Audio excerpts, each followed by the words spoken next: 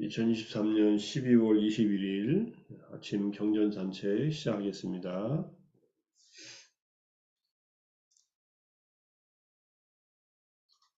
여기 가운데 서가모니 부처님이 손바닥을 이렇게 펼치고 계신 이 수인 무드라는 시무외인입니다. 두려워하지 말라. 두려워할 것 없다. 하면서 이제 부처님께서 법을 가르치시고 법을 실천하는 자는 두려움에서 벗어난다.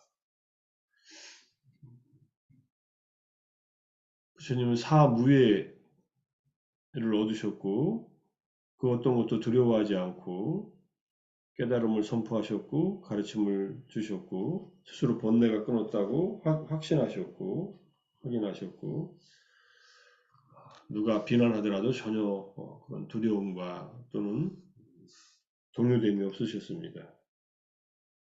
우리가 닮고자 하는 주님의 덕목이지만 붓다가 갖고 있는 고유한 덕목이기 때문에 하지만 우리의 수행이 우리의 이 아침마다 하는 정진과 독송과 또 경전 공부하는 것들이 결국은 우리의 마음을 두려움에서 완전히 벗어나게 해줄 그러한 공부들이다라고 이렇게 생각하면서 하면 좋겠다는 생각이 듭니다. 오늘 두려움에 대한 얘기가 나오니까 미리 부처님 말씀드리고 합니다. 아시다시피 이 분은 디팡카라 부처님께 수기를 준 연등불의 보살시대의 모습이고 이쪽에 있는 분은 지금 도솔천에 계신 미륵보살의 모습입니다. 미래, 과거, 현재, 미래 부처님이 될 미륵보살, 이미 부처님이 된 제와갈라, 한문으로 제와갈라라고 하지만 디판카라 보살 시절의 모습, 그 다음에 서가모니 부처님이 깨달으신 모습이니까 어떻게 보면은 이 스승 제자 관계는 아니에요. 연등불이 제자가 된 건 아닙니다. 석가모니 부처님이 수메다 행자 때 연등불로부터 확인을 받은 거죠. 붓다가 될 것이다라고 견고한 깨달음을 향한 붓다의 깨달음을 향한 우상 정등 정각을 향한 강력한 의지가 굳은 것으로 알고 이제 그렇게 될 것이다라고 예언 수기를 주신 관계지 제자로 들어가서 수행을 했던 건 아닙니다. 보살들은 가르침은 받지만 제자가 되지 않고 자기의 길을 계속 이렇게 펼쳐나가는 것 같아요. 서가모니 부처님 그러셨고 그 보살의 수행에 의해서 붓다가 된 그 길을 가겠다고 스스로 다짐을 하고 새로운 불교 전통을 만들어낸 것이 대승불교다. 대승불교는 부처님이라면 이렇게 가셨을 것이다라고 생각하고 우리도 이렇게 가겠다라고 스스로 믿음을 가지고 만들어낸 시스템이다 이렇게 볼 수 있겠죠. 그렇게 가서 붓다가 된 분들은 아직 없지만 그렇게 가서 붓다가 되겠다고 마음먹고 실천하고 있는 그런 불교의 역사적인 전통이다 이렇게 볼 수 있습니다. 갑자기 서산 마의 삼전부를 보면서 생각이 나서 말씀드렸습니다.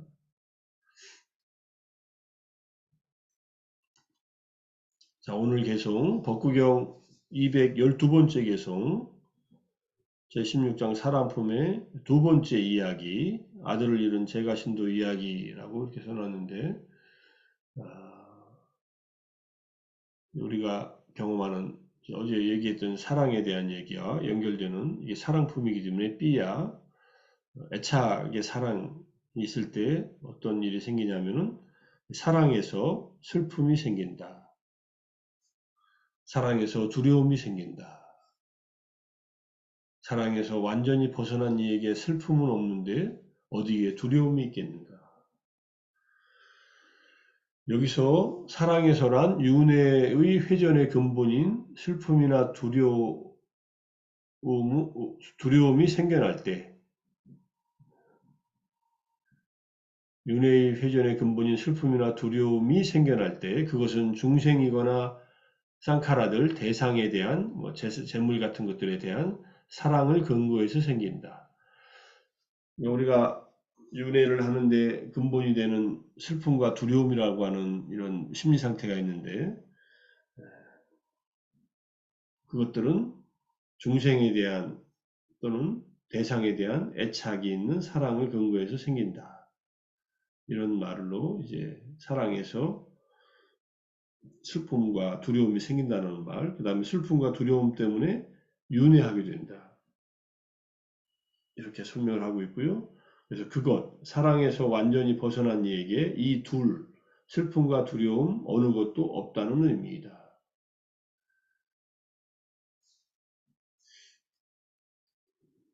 같은 내용이에요. 209번, 10번, 11번과. 근데 이 개성이 이제 설해지게 된 배경 이야기를 좀 보면은 우리가 아는 수행과도 연결시켜서 볼 수 있습니다. 아들을 잃은 제가신도 이야기, 주님께서 제다원하에 계실 때 한 제가신도와 관련해서 개성 212번째를 설하셨는데 이 제가신도는 아들을 잃고 슬픔을 참을 수가 없어서 매일 화장터에 가서 울며 통곡했다고 합니다. 화장하고 난 뒤인데도 보통 사람이 죽으면은 화장하고서 그냥 이 죄를 남은 유골을 다 이제 강에다가 뿌려버려요. 인도 사람들은.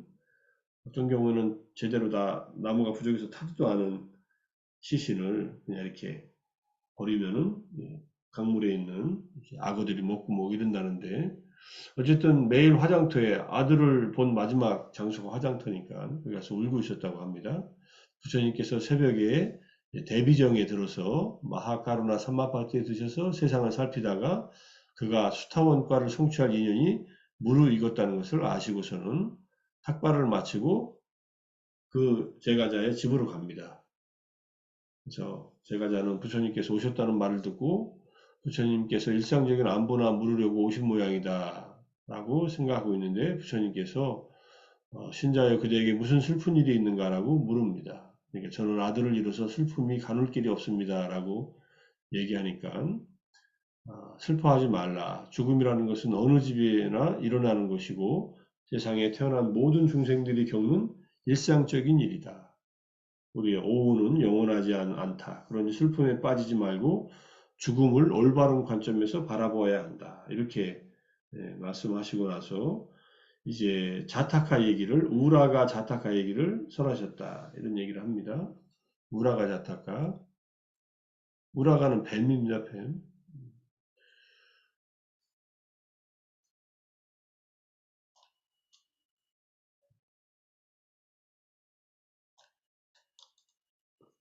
자, 부처님의 전생에 이제 보디사타였을 때 이제 바라문으로 살 때 본인과 아내와 아들과 딸, 며느리 그리고 하녀까지 총 6명이 있었다. 여기에 지금 아내는 케마였고 케마는 지혜제일의 비구니 스님이었던 분이에요. 그 다음에 아들은 라울라였고 오빨라완나가 딸이었다. 이게 이름이 다 의미가 있는 부처님의 제자들입니다. 며느리가 있었고 하녀는 꾸쭈따라였다. 꾸쭈따라는 이띠우따까 여시여경 이와 같이 부처님이 말씀하셨습니다. 이것을 나는 들었습니다라는 그 여시여경을 듣고서 그것을 암송한 제가 신자, 여성 신자를 말합니다. 다 깨달은 분들이지만 이렇게 인연이 있었다는 얘기입니다. 행복하게 살았는데 가족을 모아놓고 이렇게 가르칩니다. 보지사타가 너희들은 공양을 올리고 옥보사타 제의를 지키고 옥보사타 8개를 지키고 소화로와 보름 그 다음에 5개를 지키고 제의를 지킬 때 제의를 지킨다는 말은 이 옥보사타 데이 포살일에는 사찰에 가서 8개를 지키면서 법문을 듣고 그렇게 정진한다는 얘기고요. 5개를 지킨다는 것은 일상에서 5개를 지킨다는 말이고 항상 죽음에 대해 생각하며 살아야 한다. 언제든지 죽을 수밖에 없는 운명이라는 것을 마음에 새겨라. 이게 마라나 사띠입니다. 죽음을 이제 마음 챙김하고 잊지 말고 살라. 메멘토 모리 하는 거죠. 삶은 불확실하고 죽음은 확실하다. 존재는 일시적인 것이고 죽어가는 것이다. 그러니 밤낮으로 죽음에 대해 마음 챙겨라. 이렇게 가르치셨어요. 그래서 그 가르침을 이제 받아들여서 이제 아버지의 남편 또는 주인님의 가르침을 받아들여서 진지하게 죽음에 대해 명상하며 삽니다. 근데 아버지가 아들과 함께 쟁기질하러 눈으로 갔는데 아들이 쓰레기 모아 불을 질렀을 때 개미집에 사는 독사가 연기 때문에 눈을 다쳤어요. 그래서 뱀은 화가 나서 굴에서 나와 아들을 물어 죽입니다. 그래서 이때 아들이 죽으니까 아버지는 아들의 시체를 나무 아래 놓고 집으로 사람을 보내 밥은 1인분만 가져오게 하고 모두 깨끗하게 옷을 갈아입고 향과 향수를 들고 오라고 이렇게 얘기합니다. 그리고 그는 쟁기질을 계속합니다. 식구들이 오자 그는 식사를 마치고 아들은 죽었으니까 밥을 먹을 수 없으니까 자기가 밥을 먹고 시체를 화장을 합니다. 하지만 아무도 눈물을 흘리는 자가 없었다라고 합니다. 이 공덕으로 사카 천왕의 홍옥 보좌가 뜨거워졌다. 사카는 변신하고 나타나 각자에게 물었습니다. 이게 이제 이런 훌륭한 일이 일어나면은 사카의 그 자리가 뜨거워져서 가만히 있지 못하나 봅니다. 그래서 내려와서 각자에게 묻습니다. 슬퍼하는 기색이 없는 걸 보니 당신은 죽은 이를 사랑하지 않는 것 같습니다. 라고 얘기하니까 그러나 그들의 평온은 죽음에 대한 명상을 했기 때문이라는 것을 알고 사카 천왕은 보물로 집을 가득 채워주고 이렇게 왔다고 합니다. 뱀이 허물을 벗듯 사람은 몸을 벗고 저 세상으로 간다. 사람이 죽게 되면 몸도 버리고 즐거움도 빼앗기고 떠나간다.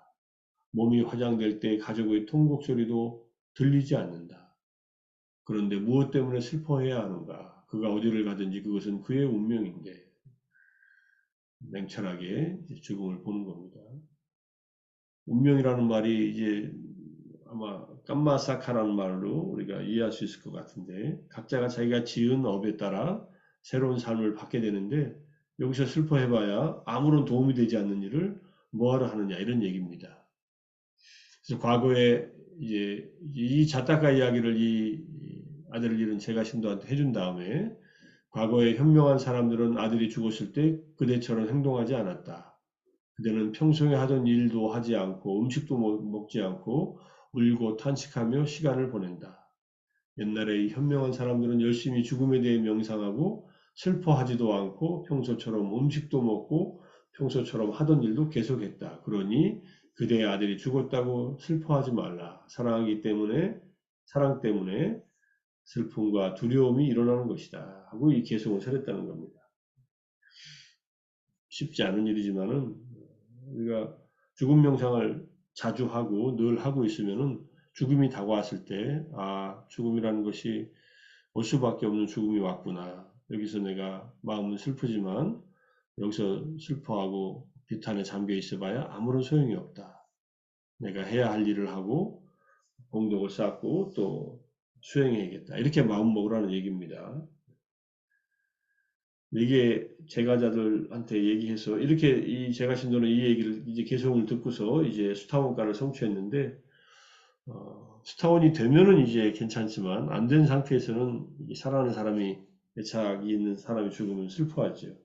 부처님이 완전한 열반에 드실 때 수타원의 깨달음에도 못 이룬 그런 제자들이 부처님이 열반하실 때 많이 통곡하고 슬퍼하고 울었다는 그런 얘기가 또 대반 열반경 마하파리 니빠나 수탄타에 나오니까 제가자뿐만의 문제는 아닙니다. 그래서 죽음 명상을 자주 하라 이런 말로 요약할 수 있습니다. 근심 이게 슬픔이라고 번역했는데 이제 청정도론에서는 이제 대림스님 근심이라고 번역했어요. 소카라는 말이고요. 소카에 대한 설명. 근심 등에서 근심이란 친척 등을 잃어서 겪는 것으로서 마음이 불타는 것이다. 뜻으로는 정신적 고통이다. 정신적 고뇌예요. 근심, 슬픔은. 제가 자해명상의 문구에 괴로움과 슬픔에서 벗어나기를 할 때 이 슬픔이 정신적인 고통입니다. 앞에 괴로움은 육체적인 고통이에요. 육체적, 정신적 고통에서 벗어나기를 이렇게 해도 됩니다. 하지만 이것의 특징은 속이 타는 것이다. 속이 완전히 타는 역할을 하고 근심하는 것으로 슬퍼하는 것으로 나타난다. 이것은 고통에 기인한 괴로움, 두카라는 거예요. 이거는 누군가 가까운 사람이 죽으면은 슬픔에 빠진다는 겁니다. 또한 괴로움의 토대이기 때문에 괴로움이다. 그래서 이와 같이 설하셨다. 근심은 중생의 가슴을 찌르는 독화살이다. 벌겋게 타는 창으로 중생의 가슴을 찢은다. 병, 늙음, 죽음, 멸망 등 갖가지 괴로움을 가져오나니 그래서 괴로움이라고 한다. 슬픔, 근심에 너무 오랫동안 빠져 있으면 이제 결국은 그게 오래 가면은 이제 우울 증상이 되고 주요 우울 증상이 되면은 정말로 우울에 의해서 자살하는 케이스들이 많으니까 병이나 늙음이나 죽음, 멸망 등 갖가지 괴로움을 가져온다는 말이 맞죠. 그래서 근심, 슬픔에 빠지지 말고 잘 이겨내고 정진하라 이렇게 이제 설명을 하고 있습니다. 이거는 이제 청교도론 16장이 인드리아하고 사자, 근과 재, 22가지 인드리아에 대한 설명과 그 다음에 진리에 대한 설명에서 고성제, 괴로움에 고귀한 진리에 대한 설명에서 네 번째 근심에 대한 얘기가 나온 겁니다. 자, 그 다음에 이제 두려움에 대한 것 잠깐 보겠습니다. 마츠마니카야 범천의 초대경 49번째 경전인데 이 경전을 보니까 나는 참으로 존재에서 두려움을 보고 존재하지 않음을 찾지만 존재들만을 보노라. 나는 어떤 존재도 집착하지 않고 존재의 기꺼워함을 취착하지 않노라.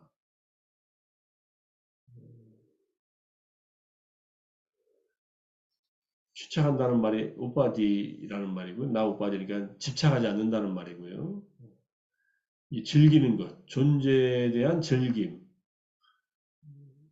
여기 이제 주석에 나오지만은 부처님은 존재에 대해서 태어남과 늙음 등 두려움을 해안으로 여실히 보셨다. 이때 존재는 3개에 존재하는 겁니다. 욕계, 색계, 무색계.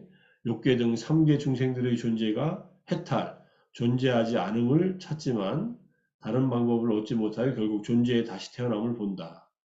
존재하지 않음을 찾지만 중생들이 존재들만을 보노라. 해탈하는 방법을 몰라서 끊임없이 3계에 윤회하고 있다. 이런 뜻으로 설명하셨고 다른 방법을 얻지 못하여 결국 존재에 다시 태어남을 보시고 어떤 존재에 대해서도 가래와 사견으로 집착하지 않고 가래는 자기 존재에 대한 갈망입니다. 우리가 계속 살고 싶어하고 건강하게 지내고 싶어하고 그게 가래입니다. 어쨌든 갈망하는 거. 그 다음에 사견은 이 몸과 마음이 나라고 하는 사견, 오온에 대한 사견, 오온을 자아라고 생각하는 유신견을 말합니다. 이 가래와 사견에 집착하지 않고 존재에 대한 가래를 움켜쥐지 않으셨다는 말이다. 부처님은 가래와 사견으로 전혀 존재에 대해서 집착하지 않았다는 말. 아비바딘, 마왕, 나 아비바딘, 낀치. 그 어떠한 존재에 대해서도 집착하지 않았고, 그 다음에 존재의 기꺼함, 즐거움을 집착하지 않느라. 이렇게 부처님은 사성계를 분명히 밝히시면서 이 가르침을 설하셨다고 얘기를 합니다. 존재는 괴로움의 진리, 즉 고재를, 존재에 기꺼워하는 것, 이것은 일어남의 진리, 집재를, 그 다음에 존재하지 않는 것으로 소멸의 진리. 여기서 위부하와라고 되어 있죠.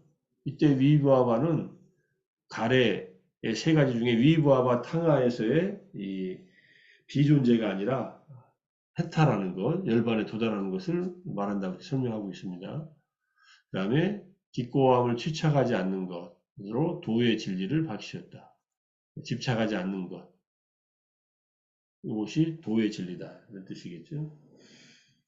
이렇게 해서 존재에서 두려움을 보고서 중생들은 존재에서 벗어나는, 존재하지 않음을 찾지만은 어느 누구도 제대로 된 방법을 알지 못해서 끊임없이 윤회하는 존재 속에 헤매게 된다.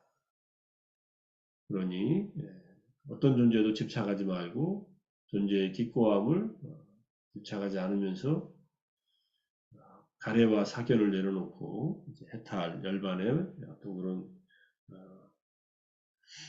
행복을 맛봐라 이런 뜻으로 써놔서 요 개송 하나만 가져왔습니다. 바얌이라고 하는 단어로 검색하면 엄청나게 많은 내용들이 나오는데 마츠마니카의 이 구절이 또 마침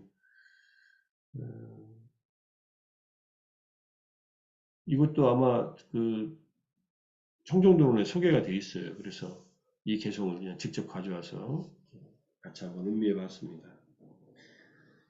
사랑에서 생기는 슬픔, 근심과 두려움을 스스로 벗어내면서 중생에 대한 사랑과 그 다음에 내 소유물에 대한 사랑을 내려놓으면서 또는 극복하면서 슬픔과 근심에 그 다음에 두려움에 사로잡히지 않는 그런 자유로운 경지에서 이 생을 잘 살아갈 수 있도록 정진하라는 얘기로 받아들일 수 있을 것 같습니다. 자, 오늘도 아침에 정진하시고 독송하시고 또 같이 경전 공부하느라 수고 많이 하셨습니다. 자해명상으로 악의에서 벗어나 두려움을 벗어나고 또 죽음 명상으로 부지런히 연습해서 슬픔과 두려움에서 벗어날 수 있는 그러한 견고한 마음, 동요되지 않는 마음을 갖추기를 바라면서 그렇게 노력하면서 하루를 지내보도록 하겠습니다. 애들 많이 쓰셨습니다. 사두, 사두, 사두. 감사합니다. 감사합니다. 감사합니다. 감사합니다. 감사합니다.